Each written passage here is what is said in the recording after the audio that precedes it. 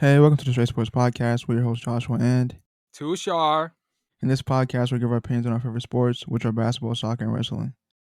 Before I dive into the topics, I know it's been a while since we recorded. This is our 10th episode, so we always appreciate the support. And yeah, let's get right to it. On December 14, 2021, the Knicks hosted the Warriors at the Mecca, Madison Square Garden. Steph Curry broke the record for the most career three-pointers, and he did it in the first quarter. That shot gave Curry 2,974 threes, passing Ray Allen. What's your reactions to this, Joshua? And is Steph Curry the best three-point shooter ever? My reaction, I'm not really surprised. I saw it coming, to be honest. I was just wondering if he was going to get it this year or not. He did. And it was just nice to see. He's literally like a living legend, to be honest. Like, that's the simplest way I could put it. And I think he's clearly the greatest shooter ever, like, to be honest. He has a record for most threes hit. He's hit some of the craziest shots I've ever seen in my life, that I've ever seen, period, And on tape I or in definitely think he person. changed the game of basketball. Changed it with the spacing. His handles are amazing. He's just all around amazing player. Should I say generational talent? But he's for sure on that level. One of the greatest to ever do it shooting wise, I'll say, if not the greatest. And yeah, he's just a very special player. I can't disagree with anything you said. I think he was the greatest shooter maybe a few years back. I think this is just kind of putting the icing on the cake. I mean, Yeah, he passed Ray Allen, and Ray Allen was in the building. What a cool moment. And to do it in the Mecca, I mean, if there was any place that you wanted to break the record besides in your own hometown in San Francisco, it had to be the Mecca. Like, I know he had a chance to do it in Indiana, but I'm be honest, I'm happy. That was no disrespect to any other franchise, but if you're gonna break any records, it got to be in the Mecca, greatest arena ever. hmm Everybody knows Madison Square Garden is like the best place to play basketball. So I'm happy he was able to break it at the Mecca. Great moment. The crowd was kind of waiting for him to break the record. It was so beautiful thing to watch. Just watching him, dab up his dad, hug his dad, and then his mom as well, and then Ray Allen, and then with Reggie Miller and like all the whole crew. It was just super cool to see that. He well deserved, and yeah, I mean he's. Like I said, he's the best shooter ever. There's no question about it. He's number one, and I don't think there was gonna ever be a better 3-point shooter than him ever. I agree. And And I think they even paused the game a bit to like give him time to like. yeah, For everyone I to like think I'm congratulate him. wondering. I think Tibbs might have called a timeout, in Yeah, my I think he opinion, did. and Yeah, that that was was the not. respectful thing to do. I That's mean, classy. it's just class. You got to show respect to the greatest shooter ever, but it definitely is gonna hurt Alex Burke for a while. I mean, he's the one that shot got synced on. It's gonna look. I mean, I understand. Like, I still remember that game in Philly, and he struggled. Tybo did a great job defending him. Yeah, And it's like Joel Embiid said after the interview, and I'll just paraphrase, and he's kind of saying like, we didn't want that to happen. It's not going to happen in our building. So I don't think anybody wants the record to be broken in their building, but I'm just happy it was an MSG. That's just the best arena to do it. Like I said, it was just a beautiful thing to watch.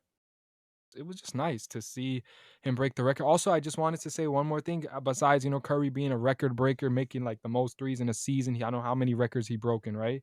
But I hmm actually got another record for you that he did on December 17th at Boston. What is that? It was a tweet from ESPN Stats and Info, and basically Steph Curry made 153 pointers in the season Hmm only in 28 games, and that's the Damn. fastest any player has reached 153 pointers in a season in NBA history. So there Oh, we go, wow. another record was broken. He did Legend. 153s in 28 games. It's the fastest ever, and he's gonna keep breaking records. He might break his own record of the most 3-pointers now. I mean, he's already at 150, and we're only on 28 games. There's still a lot of basketball to be played. I mean, if you Yeah, project it, he might. I actually got to confirm how many exactly he made, but he could get to maybe, who knows, 500. Who knows? it's Um, possible. but it's super cool to watch. But yeah, greatest shooter ever. Um, I mean, he's changed the game of basketball forever. I mean, people who know me, like, because of Steph Curry, much, at the time when Kevin Durant joined Golden State, I saw them as the villains when I was rooting for the Spurs at that time. You know what? How upset I was with the way things ended. With Yeah, Kawhi Leonard in that conference final. Um, Not gonna say it was intentional or anything, but it was upsetting. See a Spurs team go, like, yeah, up 25, and I think we both felt that emotion that day. Like, man, we had a shot at it. But when at that time they were villains, and I'm not gonna lie, I wasn't a fan because I just didn't like super teams. They just felt like that team, like, man, nobody can beat them. Yeah, But same. man, he changed the game. He's the reason I shoot threes. I even be like, hey, let me pull up from the logo, even though I probably can't make it like him. But um, it's just fun to watch. But yeah, end the discussion. We both agree, greatest shooter ever. Moving on, topic 2, wrestling. So what are your thoughts on SmackDown on December 17th of this year? Just going through it, like watching the whole show. I think the show it was good. So if I was just gonna go into like the best and the worst moments, I think one of the best moments of the show, we got to see Tony Storm and Sasha Banks face Charlotte Flair and Shotzi Blackheart.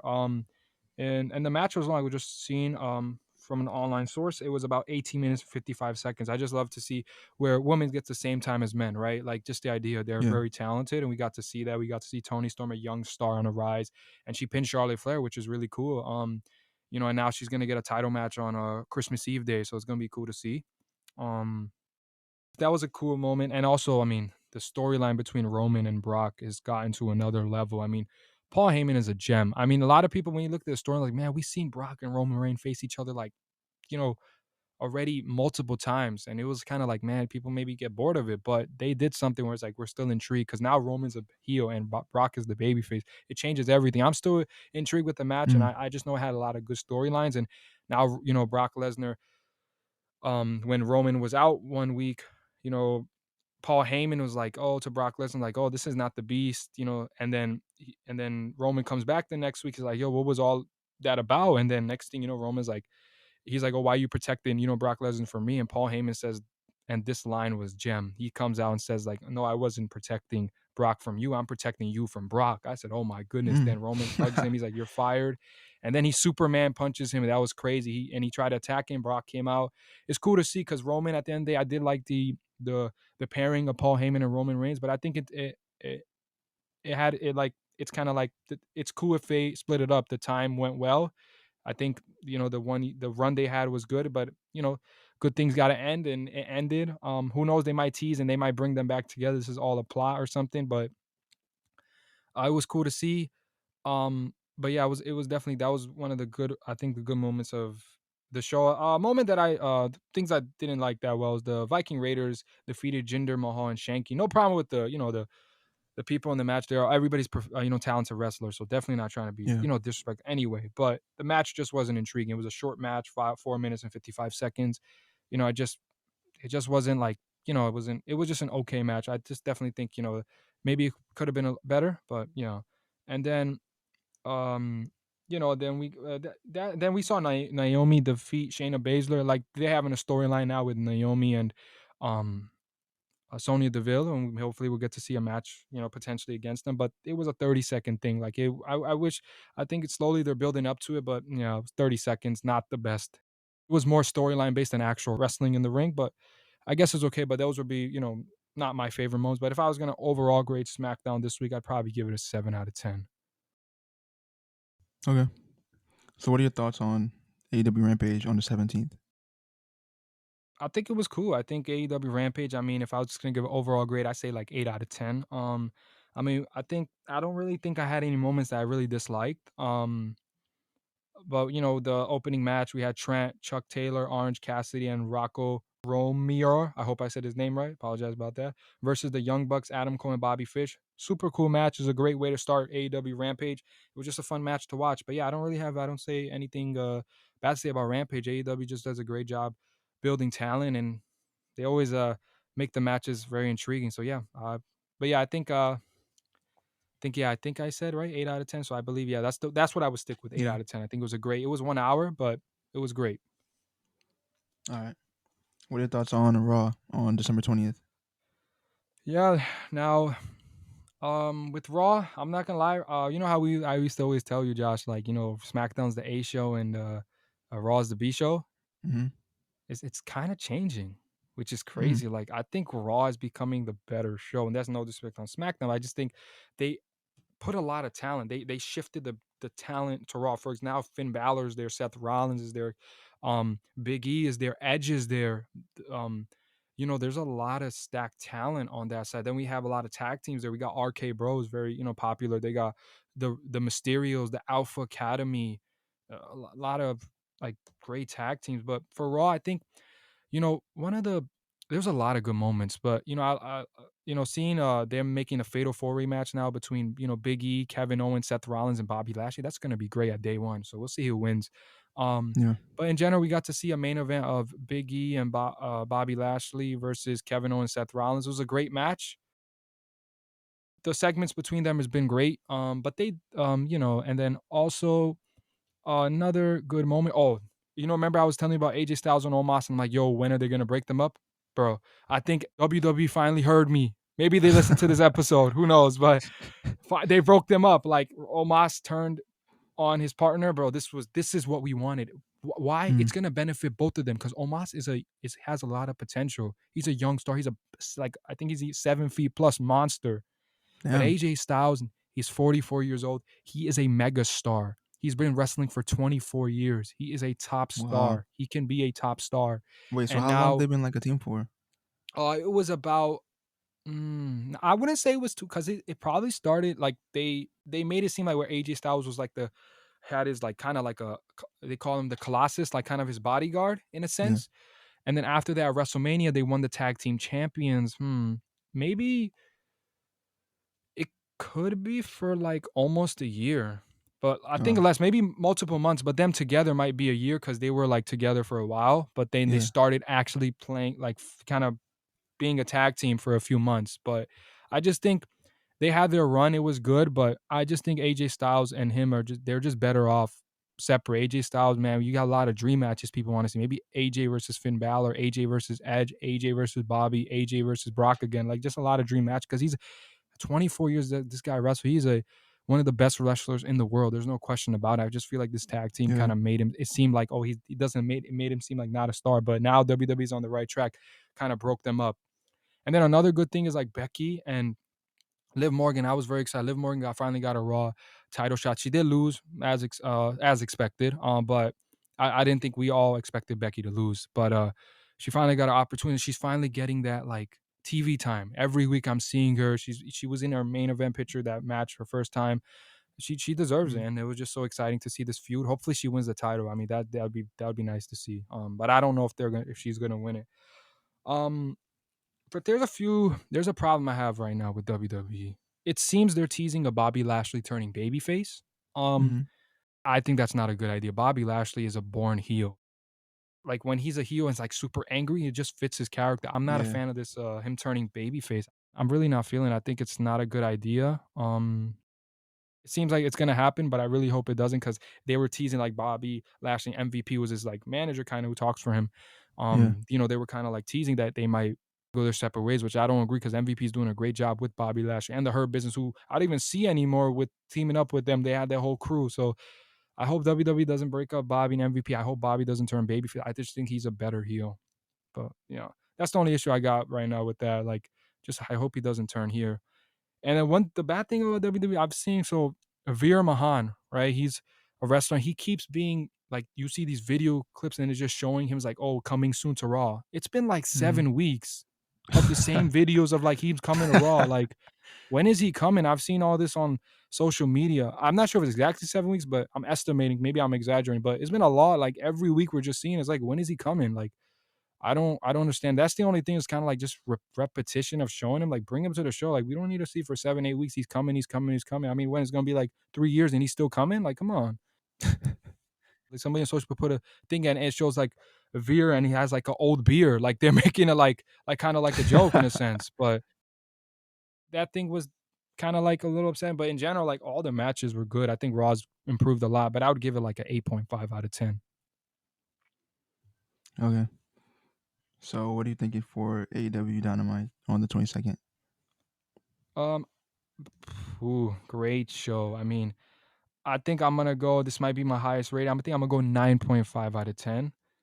Um, Mm, I mean, there was a lot of we got to see the main events: CM Punk, Darby Allin, and Sting versus MJF and FTR. I mean, that was such a great match. The main event was like, I want to say something about MJF. This man is a mega star, and his contract's gonna be up in 2024. I know like this might be not completely related, but then I saw a rumor that Fox and USA, which WWE has networks, Raw's on USA and SmackDown's on Fox. They're interested in signing him, and then I think he put a tweet and he said the bidding war of 2024. I'm paying that guy $6-7 million a year. He's Yeah, mega talent. He is that's kind so of far away AEW. though. Yeah, it's about to be 2022. It's you're right. It's a little far away, but I mean, I'd be highly interested in too because it seems like he's been teasing like, oh, he's going wherever the money goes. WWE definitely shows that they're willing to throw money anywhere, especially for a mega star. So it is a long time away, but it's interesting because if I'm WWE, I'm looking at them. When that time comes, I want to sign this guy. He's a megastar. This man is a god on the mic, like legit a god, like on the mic. Like he'll come to any Mhm. city and flame the city, flame the person on the mic, and we're getting to see CM Punk potentially versus MJF. This is like AEW is giving us a lot of dream matches. Then we have Hangman Adam Page and Daniel Bryanson, who on AEW they had their kind of promo, and now we're gonna see that match. I believe it's January 5th. They're gonna fight again for the the AEW Championship. It's gonna be cool, but yeah, AEW was just great. I mean, overall, like I said, 9.5 out of 10. I can't go any low. Um, yeah, it was just a really good show. And I enjoyed it. Yeah, I wouldn't say I had anything bad to say about AEW. Um, the show really. I think it was a. Oh my goodness! How could I forget this? The beginning where Orange Cassidy faced Adam Cole. Oh my goodness! WWE loses another star, but this is not where they like kind of cut them or like they kind of waived them. Not in that sense. Yeah, Like the contract was up and he said, I'm going to AEW. Kyle O'Reilly, who used to be in the Undisputed Era with Adam Cole, Bobby Fish, and himself. There was one more member. Can't get the name correct, but yeah, there was another member. There was four members. The other member's still in WWE. And these three members, Kyle O'Reilly comes. Basically, it was during a match there was a distraction from Bobby Fish and sorry, not Adam Cole. Kyle O'Reilly comes and makes his debut and then attacks kind of Cassidy, helps Adam Cole get the win. My goodness, like we get to see now the Undisputed Era. Well, they probably can't say that. They probably have to change the name a little bit because of trademark stuff. But oh my goodness, we get to see the Undisputed Era. And then the Young Bucks are walking back and it's like, yo, what's up with this, Adam Cole? Like, yeah, it looks kind of crazy. Like, is Adam Cole gonna turn on the Young Bucks? That's cool. We might get to see when Kenny Omega comes back, Kenny Omega and the Young Bucks versus the Undisputed Era. Oh my goodness. Kevin Owens did re-sign back with WWE. He was teasing to keep leaving, but he's back, right? So that's good. I think he yeah, signed like a $2 to $3 million contract per year. So they gave him a hefty contract.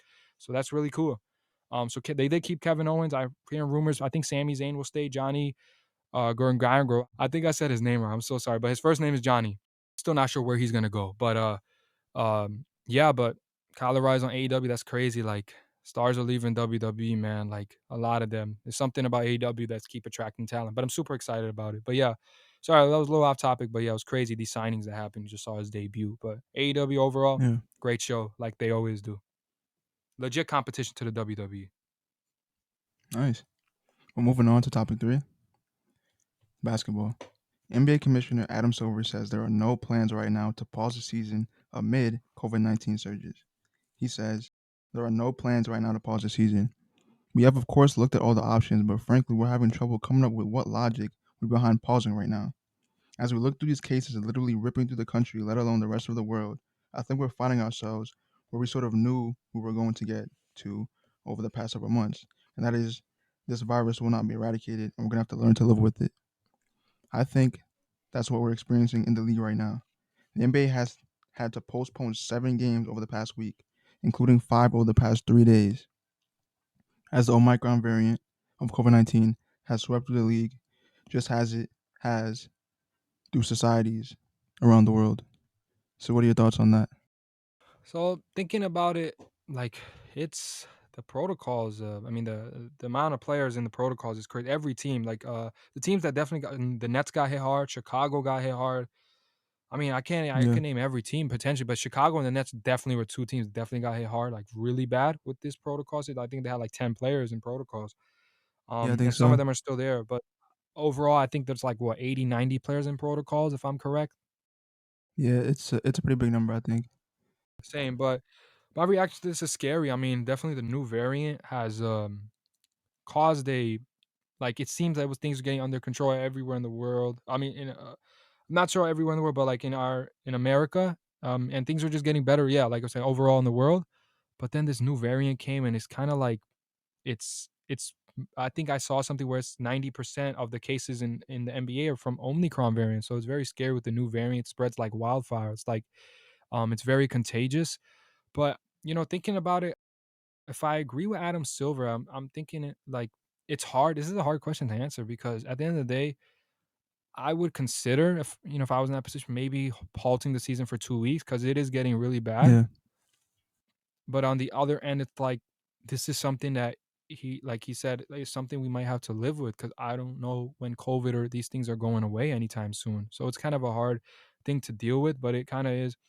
A lot of these players are in protocols, and I'm just hoping things get better. We love watching basketball, but safety for the players and their families, that comes first. So, but I mean, if I was in that position, I think I would probably put a postpone for about 2 weeks. I think try to get it under control and then resume.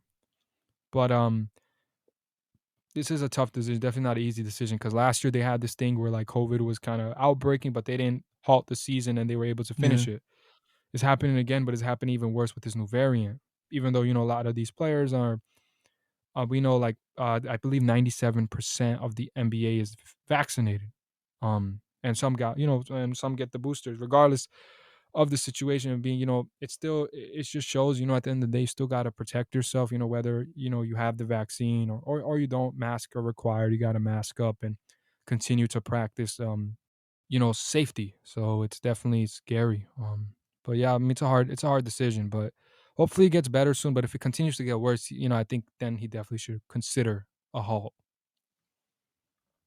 yeah. I pretty much agree with all your points. But the thing I didn't understand really was when he said that you're gonna have to learn to live with it. I mean, I just don't see how they can do that because every time there's an outbreak, they cancel the game or postpone the game. Teams lose players. I do get what he's saying, but I feel like that's like should be even more like pushed to like postpone it for a bit, not cancel, but postpone, pause for a bit, Yeah, especially since it's that's what holidays. my notion about 2 weeks, but sorry about that, I wasn't Yeah, clear, but you like the idea was like I think he said in his quote, like he was saying like, "Oh, it's something we have to live with in general." Like COVID is like it seems like we're all adapting to living with COVID, like with yeah, this yeah, not with COVID, but like living with the virus, yeah, like have to wear masks. It was like that kind of thing. So that's what I got from his end, but like you said, it's hard. Definitely, in my opinion, yep, safety comes first. Definitely, I would consider that 2 week, but it seems like let's say they pause and it happens again, right? So in that sense, it seems like he's saying that it's just something that everybody has to deal with, and they just got to do the best they can. A small postponement could resolve some things, maybe calm the spread down in the NBA, and then resume back. I would say the 2 week thing, but yeah, sorry about that, wasn't clear. yeah. I mean, I do agree with that. I was just saying like I don't feel like it's possible for like I know people can live with it, like what we come adjusted to. But I don't feel like that can be a thing in the NBA because as it says, they cancel up to 5 games in 3 days. Like if you keep that going that up, if you keep that trend, like that's Yeah, a you lot might of not games that are finish. You being can't finish all the postponed. games because some teams are not Exactly. getting So games that's a lot of canceled, and games the being other pushed ones. back. So That's true. if you're gonna do Canceling that, I makes feel sense like you because might as well just stop it for a bit. Not all the way, obviously, but yeah, I don't yeah, you feel like have a you can point. stop Actually, that I much was wrong. games. Yeah, Like I was a I don't little feel like wrong. you can stop that much games. Like, and I know it's Yeah, gonna they're keep on definitely happening. postponing So a lot. The Nets postpone a lot of games, but yeah, you were saying? yeah, yeah. But I just don't feel like you can keep on postponing this amount of games. Like just using this example, say if you just keep on postponing 5 every 3 days, like that's a lot of games being missed. It's just weird to me. I feel like you should just take a break because some teams, as you said, aren't getting postponed. Some teams are Yeah, getting and hit they're harder than playing, and it's others. like you have So to it's just adjust weird. the schedule for them. It's not Some gonna teams be are playing easy with for the NBA. without some of their major players because everyone. It's so easy to catch it. So I just feel like you should just take like a little, like you That's said, true. I 2 weeks agree more on that off, because just like a small break. and it's so unfortunate because some teams, for example, you're watching a game and let's say it's the Nets, right? If they had their whole squad, they probably win basketball game, and now they can't.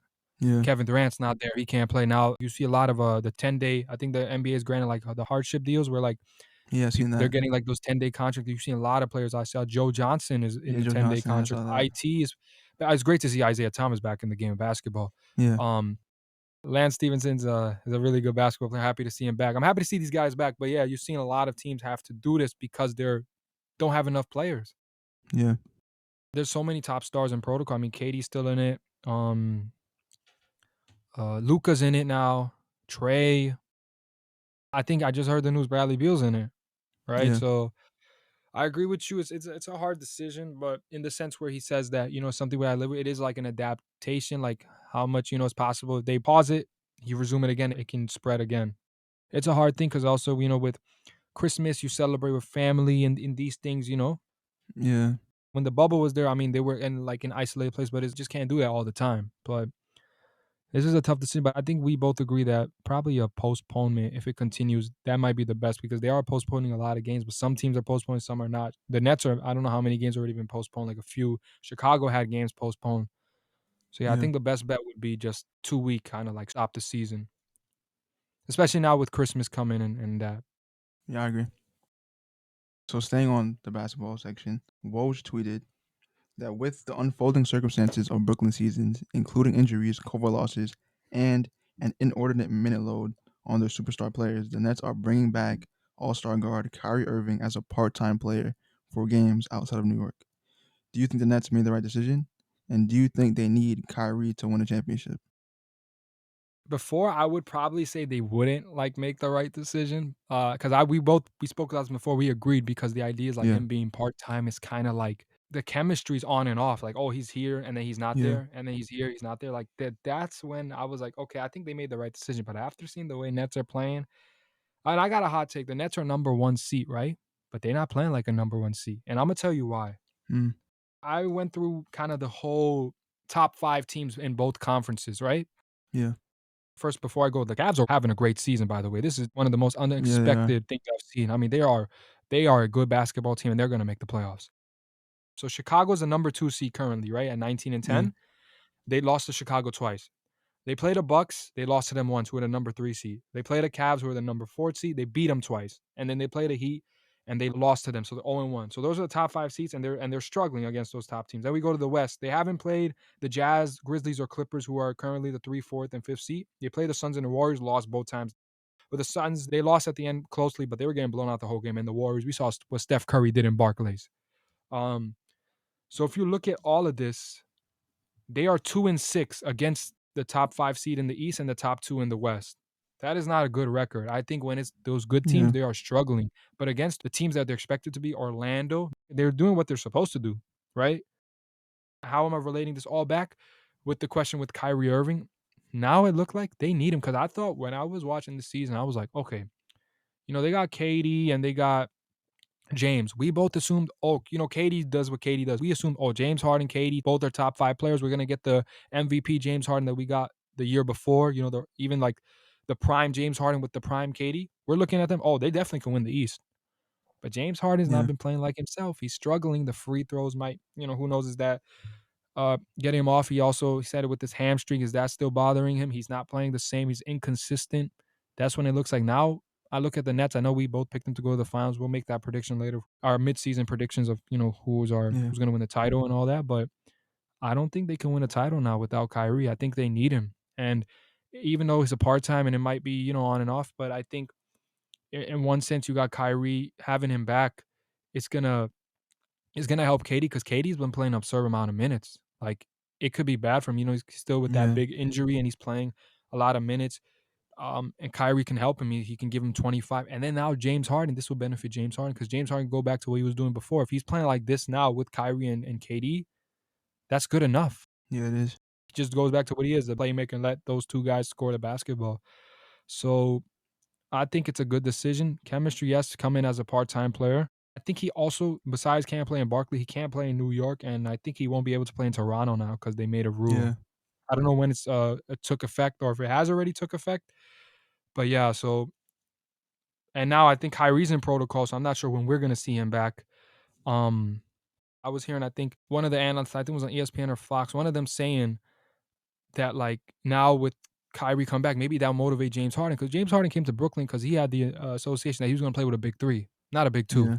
This might motivate him. True. But I think it's a tough decision. Yes. Also, even the owner, because it seems like in the beginning they were like, "Oh, we're not going to have Kyrie as a part-time player," but it seems maybe with the COVID situation and maybe just seeing how the Nets are performing, Yeah, and maybe that's the reason why they brought him back. But the owner Joe, he said, just quoting him, we're trying to be practical, and I always said I don't want to make this a political issue. Ty told the Post by phone Friday night, "My only religion is to win games and win the championship. That is where we are." So it seems like the Nets are all in to win a championship, and Kyrie makes that their chance of winning a championship better.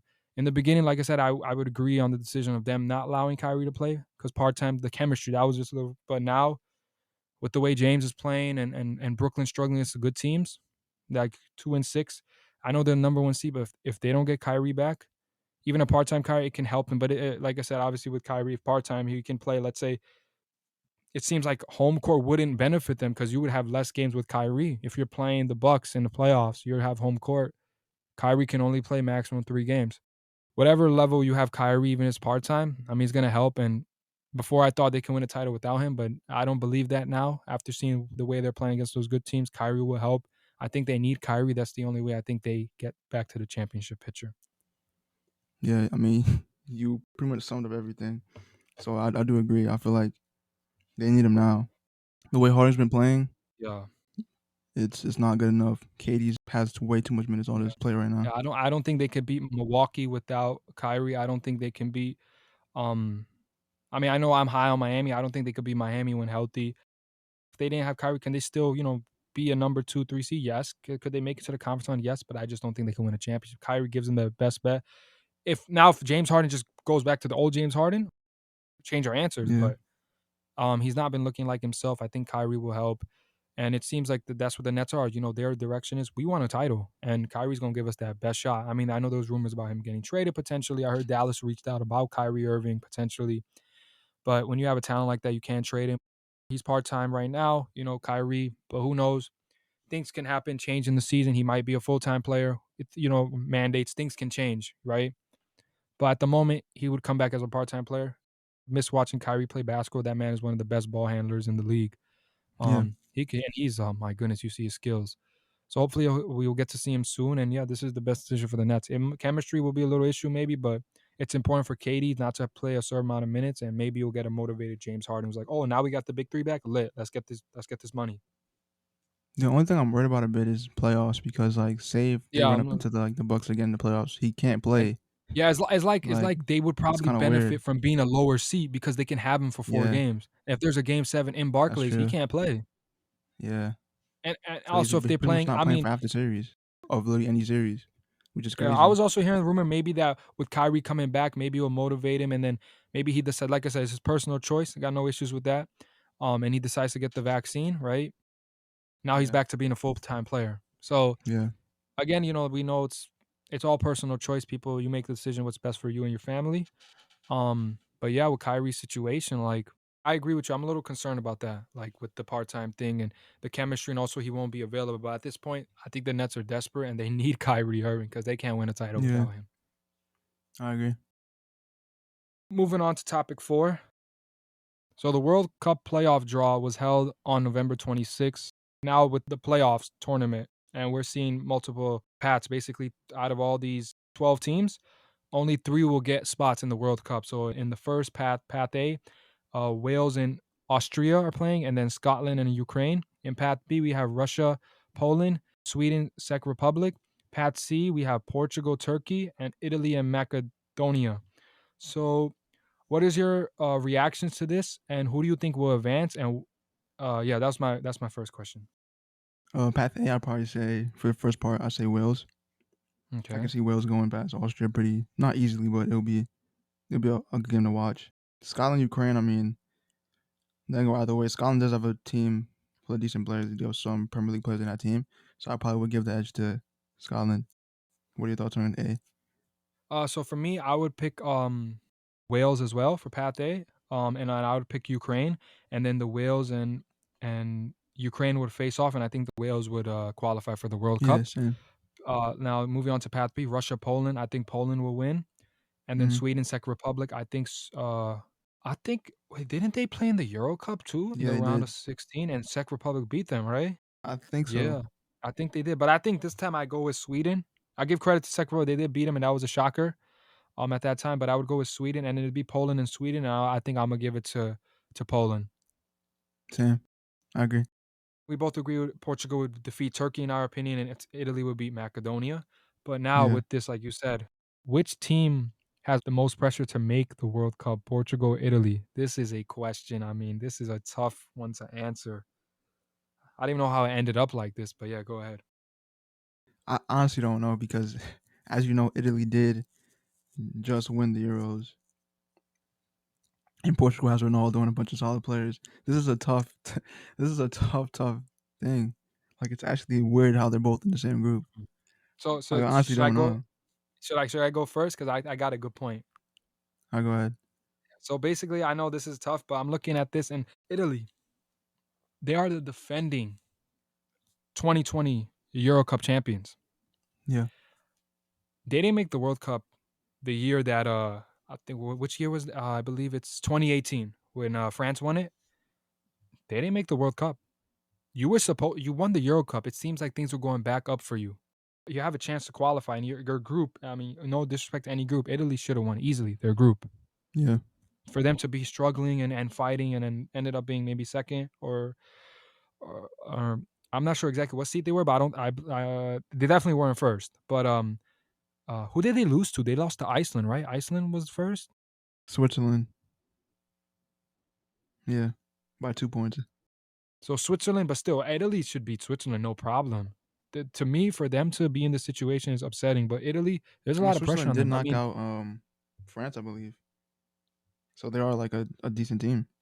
that's true. But Italy is they won the title. Like for them to be in this situation now, they have to fight for the play. And the worst thing, on like you said, you were thinking like maybe this have done on purpose. Like Portugal, Italy have to face each other, Yeah. assuming they both win those matches.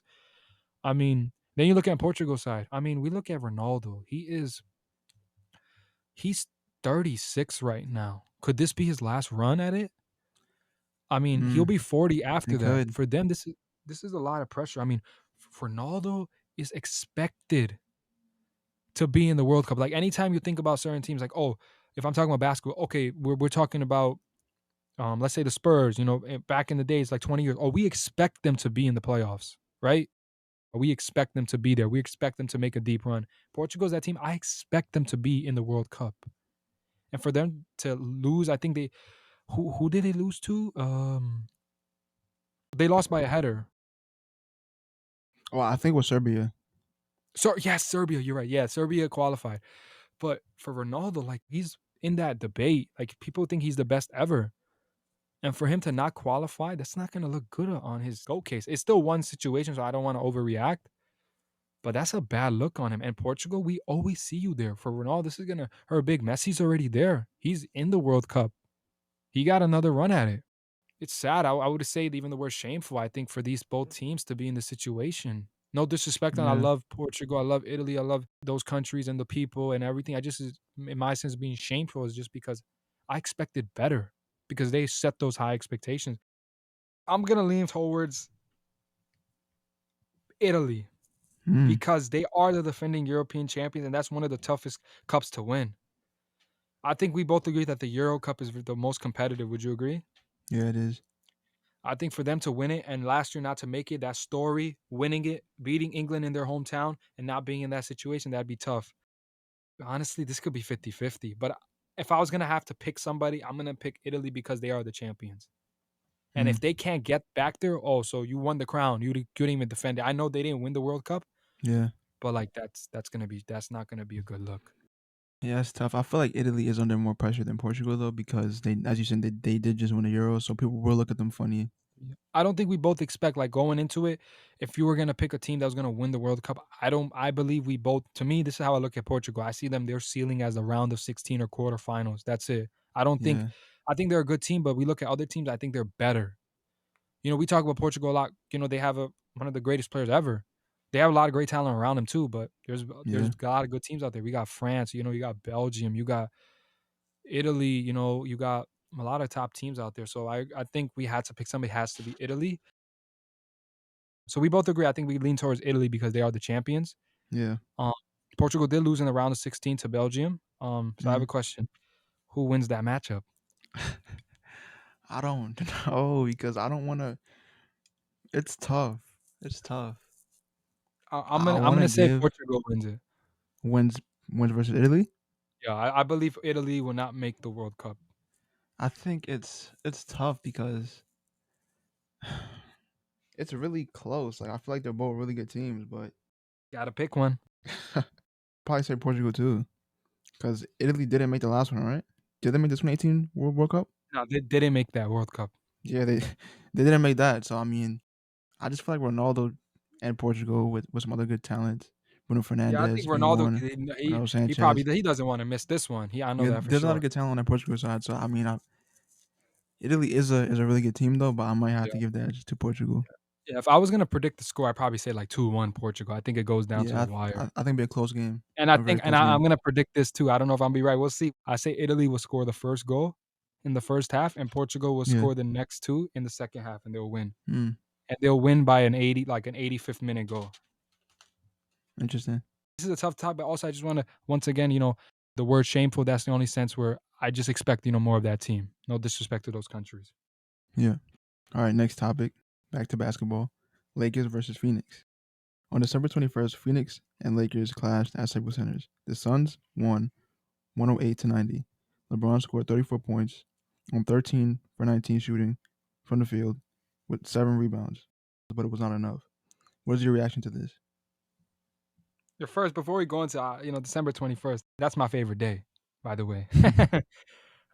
Birthday day, so that was a pretty cool day for me. Yeah, My reactions to this, I'm a little concerned. I mean, if you're telling me LeBron scores 34, like when I used to watch LeBron, it was kind of like, oh, he gonna drop 50 and they're gonna win the basketball because he's LeBron James, no matter who's surrounding him in talent. Now it seems like, yeah, LeBron gets his numbers, but it's not impacting winning, and that's no disrespect. LeBron is one of the greatest impactor in winning, but it seems like a little less impact he has. He's still dominant, but I'm seeing a little less impact when it comes to winning.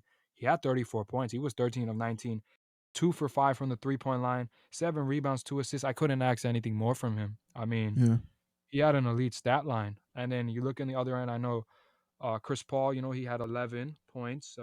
Devin Booker had 24. I mean, what can I say? Like, I wouldn't expect him to get blown out if LeBron scored 34. So this is a little surprising, but it just shows right now with the Lakers and their current struggles, they're not on Phoenix and Golden State's level right now. So I'm definitely yeah. concerned with the Lakers right now. Wasn't expecting this. I picked them to win the title, and we both picked them to go to the finals. And right now, I think we're both scratching our head and regretting that decision. Honestly, I have to agree because this team, as good as it looks on paper, is not that great on the floor. Like if you look at the box score, only 3 players scored in double digits for the Lakers, and for the Suns it was 7. Wow, a lot. Mikal So that's a Bridges, big difference. Cameron Johnson, JaVale McGee, It was DeAndre 34 from Ayton. LeBron, 22 from Westbrook, and 12 from Trevor Ariza. No one else scored double digits in the game, which is scary. But and Taylor Horn Tucker shot 1 for 13. Like that's horrible. Oh But I yeah, mean, I that's guess it's just out of LeBron's hands at that point. You can do the best you can do, what you does consistently. But after that, it's just up to his teammates, and if they don't perform, you know, I just don't think. I think the league is caught up to the point where like I don't think LeBron by himself is good enough anymore. Like I feel like he needs more help. Westbrook did okay in that game. I just feel like he needs more. With Anthony Davis being out, which we'll get into later, I feel like LeBron's that's gonna be just regretting that decision. He had a chance to yeah, get the rose, and he might be scratching his head right now. yeah, it's just He's struggling the right now. GM, man, but bad decision. Westbrook's a great player, no disrespect, but he's not fitting well. He's trying his best, Yeah, but he's been turning the ball over a lot. Fit is a little bad, but yeah. I agree. So do you think it's time for Lakers to panic because they're currently 16-16? I Yeah, think it's they're it's sixth in the definitely time West. to panic. No question Yeah, about it. It's time to panic. They're 16-16 right now. They're six. LeBron was out for a few games. I'm like, okay, Russ and AD, y'all got this. You can beat OKC. That the notion of getting Russ and having AD is like, oh, LeBron, you can rest. You don't have to yeah, worry about every single game. They are not even good enough to beat the team that's below them yeah, when it comes to like talent. Like you expect them to win. They can't beat even those teams without LeBron. This is bad. He's in his 19th season. He has to carry the load. He has so much wear and tear in his body. Without LeBron, they cannot even beat a team that like Detroit. They'll struggle against those teams. That's not good. They lost to OKC yeah, twice. This is not good. So it's time to panic. I mean, you look at them. What the thing last year that they hang their hat on last year was, defense. Um, and currently Okay, they're ranked number 9 now, but they used to be number 1, right? Yeah. And that's what they hang their hat on. But people are saying Frank Vogel should potentially be fired. Like, you hear this a lot.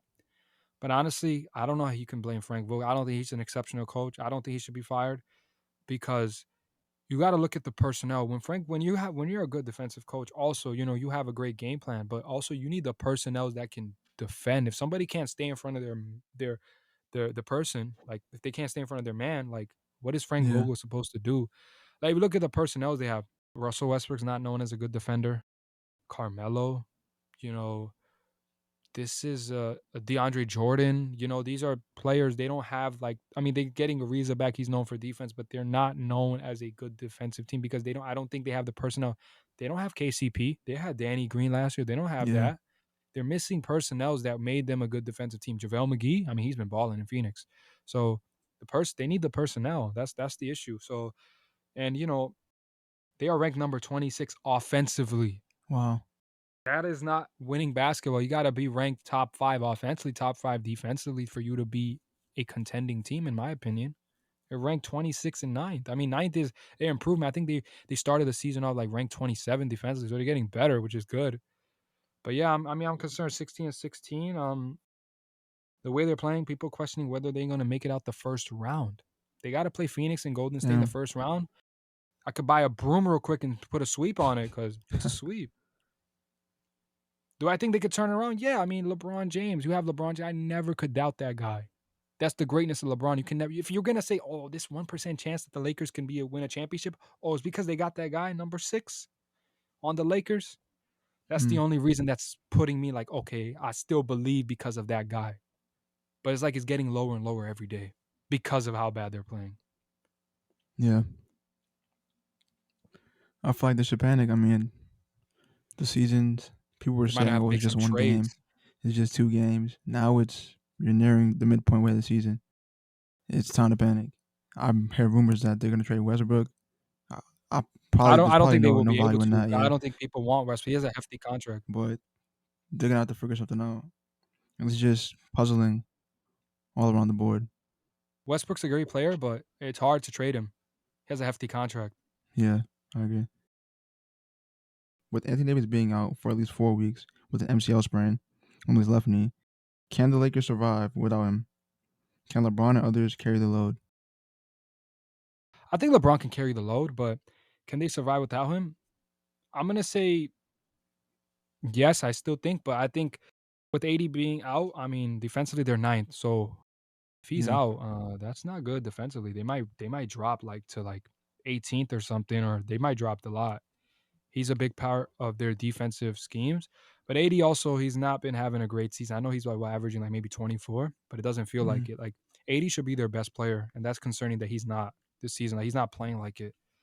So I'm a little concerned with that. But with AD, I think uh, it's hard. You need LeBron and AD both for them to win a championship. But if you had to pick one, like over the other, you probably prefer LeBron over AD yeah. because right now it seems like they need LeBron. We saw the Russ and AD showing what they put up, losing to OKC and these kind of teams. I'm not gonna completely put the blame on them, but you're stars, AD's a champion. He knows how to win games. Those kind of games, AD needs to drop 40. That's what he can do. He's a top 5 talent, like Richard Jefferson says, but he's not playing like a top 5 performer. He's not doing that. But I say they can survive, but I think they'll go 500 without him. The Lakers had one of the easiest schedules in the beginning. They messed it up. Now Yeah, they have one of the toughest schedules coming up. So that's scary. The part where they could have capitalized, they screwed up on it. Now they got to play those tough teams. I don't think they can survive without Anthony Davis because you can get production from LeBron. You can get sometimes good production from Westbrook, but the supporting cast, like you never, it's a mixed bag. Like you don't know whether they're gonna be on point or one No, I day, thought he was gonna say. I thought he was gonna say Westbrook for a second. Sorry. Yeah, go or ahead. one day they'll be like off the mark and they'll just miss everything. You don't know. And also with some, I do kind of see the Frank Vogel fire rumors around, but I was watching the game the other day and I seen a rotation of it, Yeah, Rondo, that Westbrook. Like bro, like really, like you that can't do that. rotation's a little You can't do iffy. that, Like you bro. can't You can't do do that. that. Yeah. Like Frank that's Vogel's actually had some crazy. little skeptical kind of. That's So crazy. he's been starting DeAndre Jordan a lot, and people are like, "Yo, what are you doing? Like, start Dwight or Yeah, something." Like, you can't be doing that. But it also is there hesitancy of 80 playing the five? That's what I've been hearing a lot too. Because in my yeah. opinion, I their think best there is. lineup I think there is. has to be 80 playing the five. But if there's hesitancy from him, what can Frank do? That's his star. You know what I'm saying? But 80 needs to be playing the five. LeBron at the four potentially. Russ is there, and then I think you got to start. I think they need to start Malik Monk, because he's been playing great for them. But Avery Yeah. Bradley's known as a defender, but they also got Trevor Ariza back, which is good. He's a great defender. I think they will survive, but I think they'll be like 500 because they also are playing good teams coming up. So it's a little scary. It depends on their schedule. I got to look at their schedule again. Now, if they're playing kind of, I think, so their schedule is not as bad as it looks right now. Spurs, I mean, I know you're a Spurs fan. I think they can win that. Nets, nah. Rockets, yes. Grizzlies, the way they're balling, probably not. Blazers, yes. Timberwolves, I mean, the Timberwolves smoked them. Their schedule is not too bad, but it's gonna get Yeah. hard. Then they're playing these tough teams: the Heat, the Lakers, Philly, Hawks. They still got a shot at it. So looking at their schedule, I say they go 500. But without Anthony Davis, if he's gone for a month, it's gonna be tough for them because defensively they will get worse. Offensively, they will get worse. So moving on to topic 6, Newcastle has the richest owner in all of soccer. They are currently joint bottom of the Premier League with a total of 10 points over 18 matches. They have also concluded the most number of goals so far with 41. What is your reaction to this? Uh, can Newcastle turn it around and stay in the Premier League? If they get relegated to the Champions, how can they get players to join them? And will they get promoted the following season? Well, to be honest, this is pretty much what I expected. Like they weren't able to get anybody because the takeover did happen mid-season. So if anything, they'll be able to buy players in January. But I think they're too far gone. Like it says, they can see the most goals of 41, and they've just been playing horrible. Like it's not fun to watch. It's bad. I believe over the last 3 games they conceded about 11 goals, which is crazy to even think. 4 scored against them by Leicester City, 3 by Liverpool, and then another 4 by Man City. They can't defend. They can't score. They're just stuck. I think it's too late. I think they will be dropping to the championship. I think it's too late. And I don't think they'll be able to get top players. I think they'll probably be able to get like I don't want to say rejects, but fringe players from top teams Mhm. in the not top teams, but fringe players in the Prem. I just don't see how any top player like an elite player would say I'm gonna go play in the championship because the championship is a tough league despite it being a league lower than the Premier League. It's tough. They play games every week, very physical, and it's tough to get out of it. So if Newcastle goes down, I could see them staying under for at least a season, maybe 2, to like get the squad up. But I just don't think it's possible at the moment. What do you think the reasoning is that players don't want to, like, why can't they get that talent? Like, I think we discussed this before. This is not really a small market, big market thing like the NBA, but why do you think that? Like, why can't they attract them? They got the money, and I mean, people. If you could pay the players, a lot of players, they go for that. Some Yeah, players, championships, that winning. But what's the reasoning? What you think? Why can't they get these kind of top talents? I think it's because Newcastle is so far away from being like where they can be or where they're projected to be. Because people have them because of the money being in Champions League, top of the league. But I think they're so far away from that. They're so far away from even being mid-table. So it's like a multi-year project. So what a top player say, I'm gonna come stay on this team, be bad, have the team be bad for like 4, maybe 5 seasons, and then at that time have them fulfill their potential. I don't think a top player would wait that long. So I feel like they'll have to like gradually work their way up in terms of player quality. Because I feel like no top player in the world is gonna say I'm gonna go and join this team that's probably gonna get relegated. Wait a year, maybe 2 years to go back up to Premier League, then wait another 2, 3 years for it to be contenders. Like that's just too long. I feel like players Mhm. want it now. I don't think anyone is willing to take that gamble of them being where they want to be in a few years. But I did expect this, so this is pretty much where they're gonna be. Maybe they plan for this, I don't know, but I just don't know how they're gonna get anything. Make some good points for sure. So moving on to the last topic. Topic Uh, 7. Maybe we could skip the topic. No, no, no, no, no, no, no, no. Spurs versus Clippers. On November 16th, the San Antonio Spurs played the Los Angeles Clippers. At the Staples. Do you know what the score was? Or I think you can inform the audience for us. the Spurs won 116 to 92. So what's your reaction to this? Might I ask? I think I'll give you the floor first. I don't No, no, really no, no, no, have no. much to say. What's your reaction?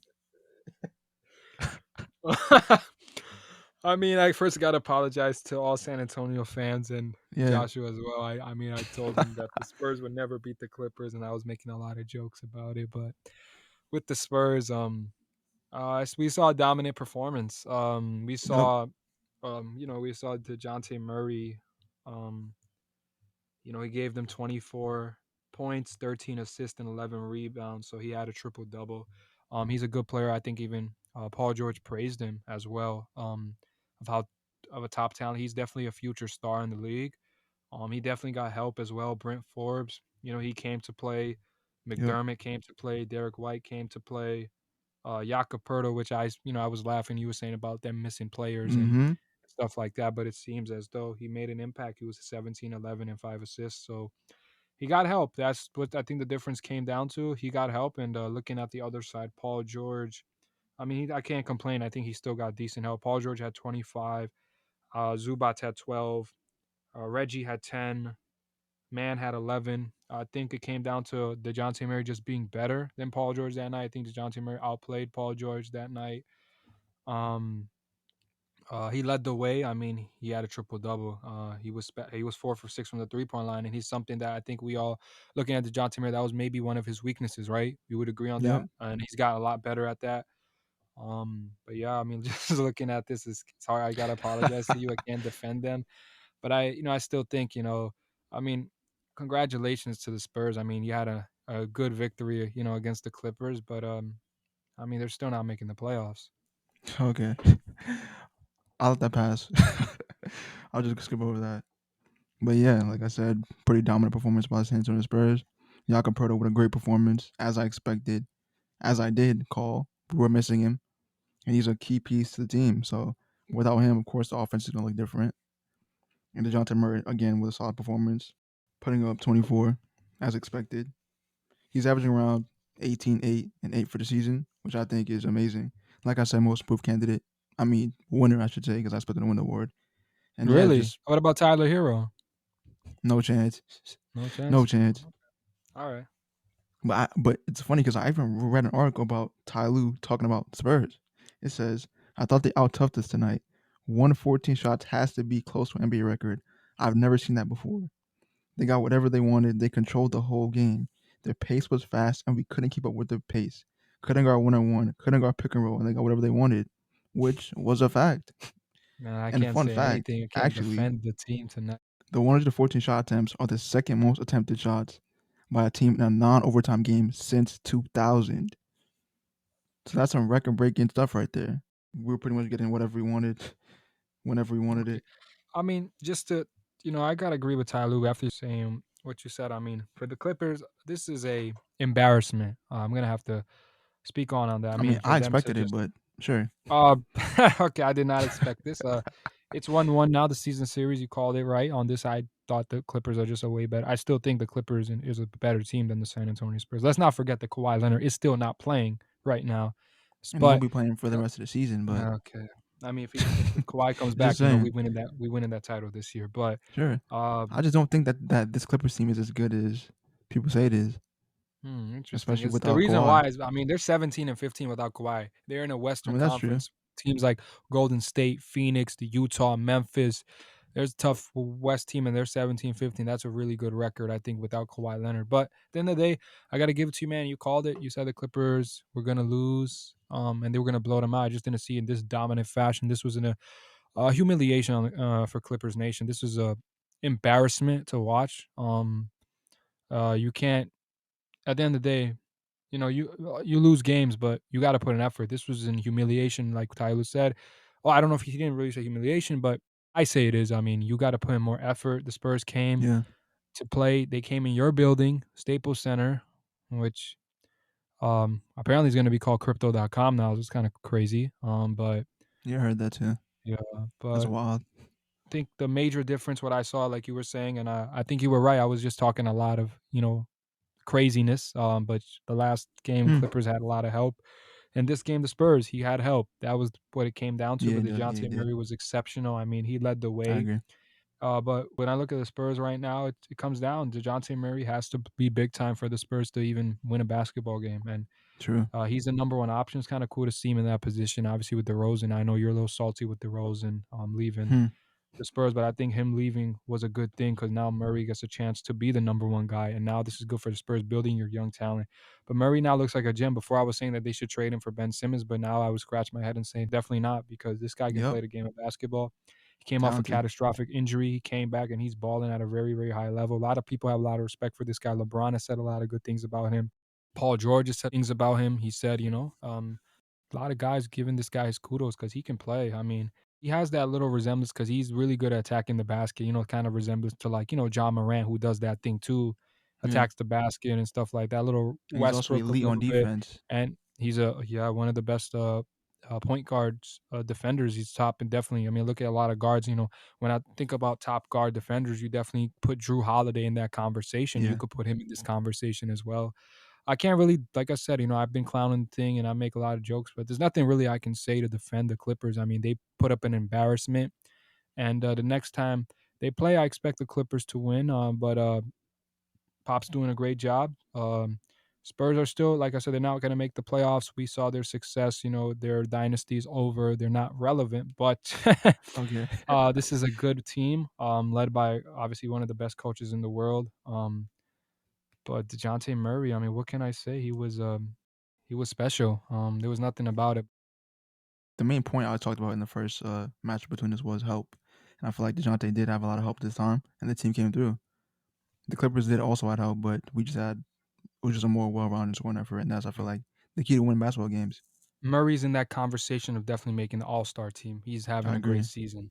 I do I agree. mean, he's he's special. He's a special talent. The Spurs got a gem. If there was finally a time that with Kawhi situation, all this situation that, all these players leaving, DeRozan left, they finally it feels like they got something in the future, and it seems like you can build around this guy. I can see you building a franchise around this man.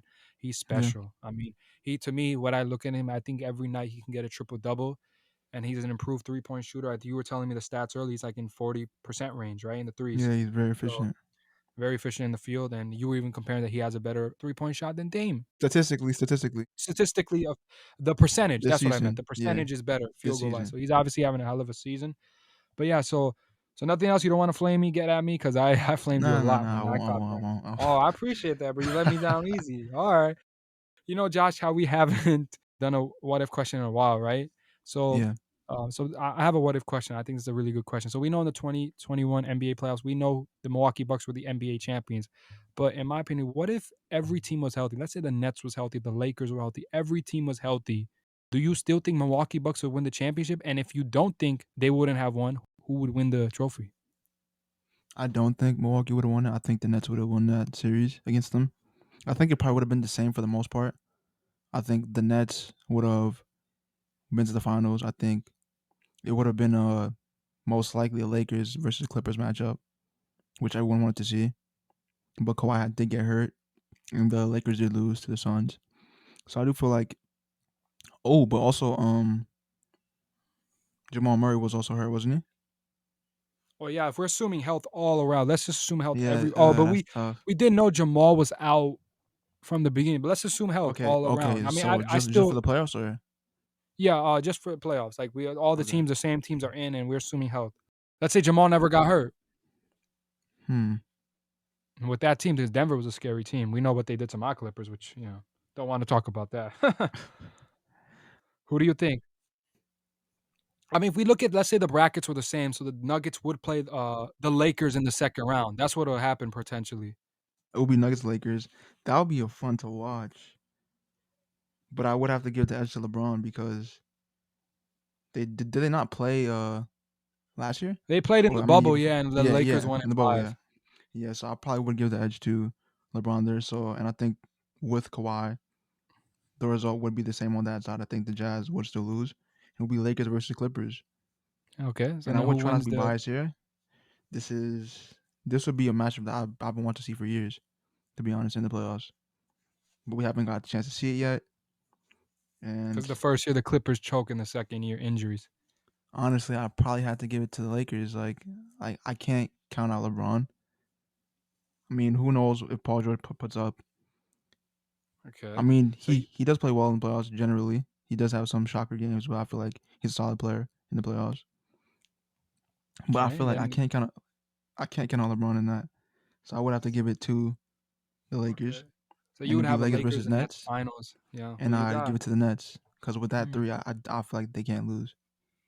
Got you. All right. So I'll go through the brackets. I think the Suns and Milwaukee, the both teams that won the final, neither of them would have been in the finals. I think the Phoenix I Suns would have agree. got bounced in the first round had they had to play the Lakers First healthy. round.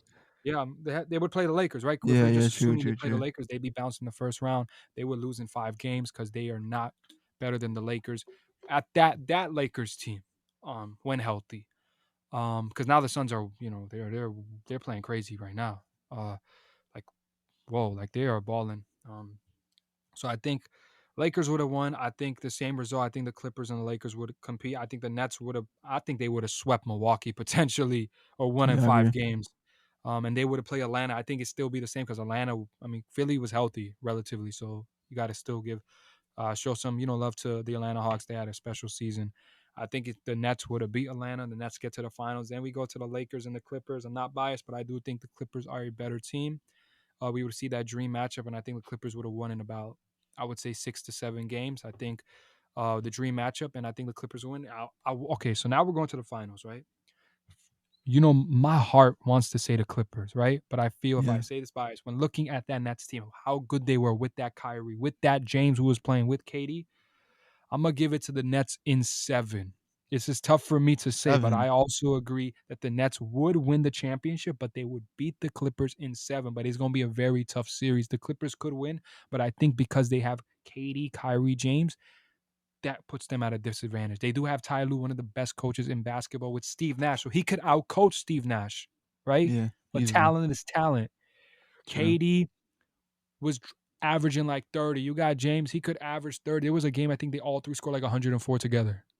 Yeah. Like they were a good team it's like, yeah, okay, the Clippers have great defenders. We probably look at it, okay, Kawhi guards KD, but who can really guard KD?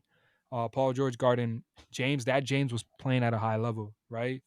This is tough for me to say. I Mm. want to say Clippers, but I'm gonna have to acknowledge the fact that I would have to say the Nets. Yeah, this is tough for me to do, but I don't want to be biased, and I think the Nets were that year, if they didn't get hurt, I mean, they were a really good team. Those 4 teams that were left, Clippers, Phoenix, and Milwaukee, Atlanta, the Clippers would have won the NBA championship with those 4 teams left. No question about it. With Because the Phoenix Suns had no with shot at Kawhi beating them. healthy? They would have swept the Phoenix Suns. Wait. If Kawhi was healthy? Yeah, Kawhi, we're assuming, well, let's say the Nets and the Lakers, they're already out, Yeah, I right? mean, Because of I probably would agree oh, with that. yeah, that's what I'm talking about. Yeah, Clippers tape. Come Yeah, on, say it with me, Josh. Clippers tape. because I feel like Kawhi would edge them because the series was Well, we would have pretty swept close. Phoenix. Because I don't know if you were saying how Phoenix probably would have been, but at that year, Phoenix was a different team. Kawhi Leonard is a different Yeah, beast. He was in that series. You could say Devin Booker, Chris Paul, whatever. Kawhi Leonard is the best player in that series. Devin Booker is a phenomenal talent, but I Kawhi Leonard agree. just he was the best player in that series. They would have won. They would have swept them. I even said they would have been a light work series. No But problems. all Maybe for 5 games. that. I'll acknowledge the fact that they have Chris Paul and Devin Booker and have that respect for them. They would lose in 5 games. They played the Milwaukee Bucks. It would have been a great series, but the Clippers would have won in 6 or 7 games. That's true. But now, if everybody's healthy, I still believe they beat the Lakers. Really believe that.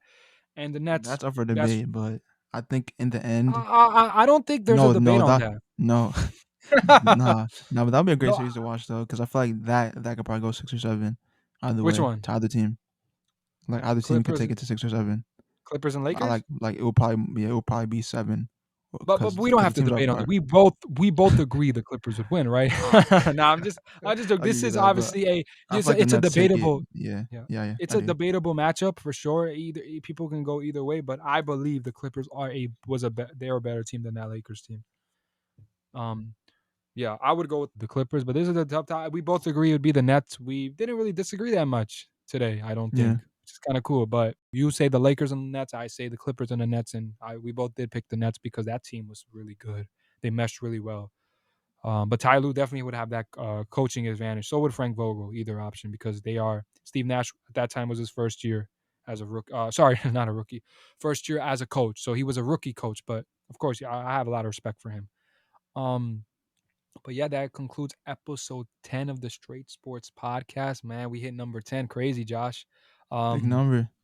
appreciate the support, and we want to wish everybody a Merry Christmas and a Happy New Year. Yeah, Merry And Christmas. stay safe with the new variant, and yeah, just always wear those face masks and just protect yourself and the family, and like I said, just enjoy the holidays and spend some time with your family. And yeah, I appreciate it. Yeah, thank you. Thanks for Take care. watching. We're Yeah, listening. yeah, appreciate Peace. it. Peace.